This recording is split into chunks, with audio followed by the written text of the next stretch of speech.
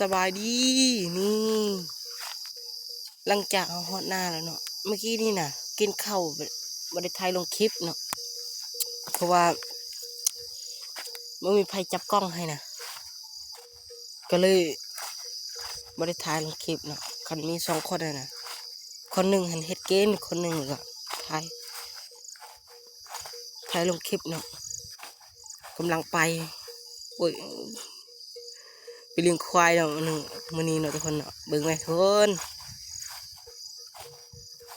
ไปเลี้ยงควายตลอดเนาะควายนะไปเลี้ยงควายแบบไปตลอดเลยนะไม่ได้อยู่ไม่ได้เศร้านะควายนะเป็นคนหนึ่งที่บ่มักอยู่เพื่อนเนาะไปตลอดเนาะมีคนเปลี่ยนก็ยังอยากไปบ่แม่นไปนะไปนาเลยมีคนไปควายหรือควายกับออกนาเนาะแต่ว่าเวลาควายนะไปควายนะบ่มีใครออกนาเลยมีแต่คนอยู่เพื่อนหมดเนาะหลังจากเรากินข้าวไปแล้วลงคลิปแต่เราไปควายเราก็ลงคลิปเนาะเป็นยังทุกคนเนาะไปเบิ่งนำกันเลยเนาะว่าสิไปหอใสนี่เดินข้าเจ้าเนาะข้าเจ้าก็ไม่ได้อยู่ดิข้าเจ้าเลี้ยงงัวนี่มึงไหมคุณน่ะเจ้าของนะน้อยแล้วก็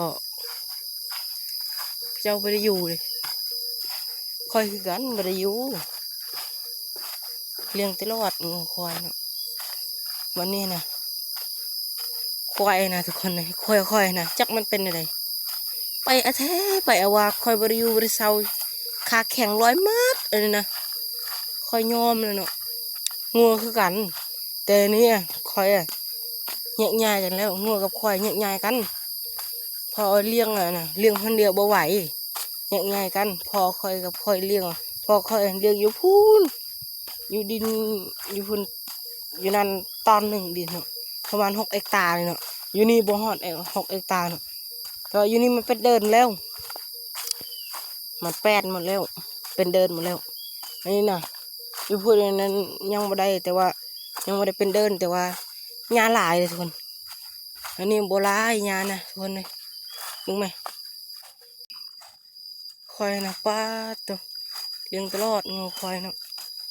บริยูบริเสาเลยเนาะไปแท้ว่างูคือกันเวลาคอยไปเลี้ยงไปแท้ว่าแม่คอยจนเมื่อยชายสลมพวกนะไปงูควายนะบ่ได้ไม่ค่อยบ่ได้บ๊ายบายทุกคนฮอตโคกกันถ่ายคลิปใหม่เนาะอันนี้เราไปนำงูควายกัน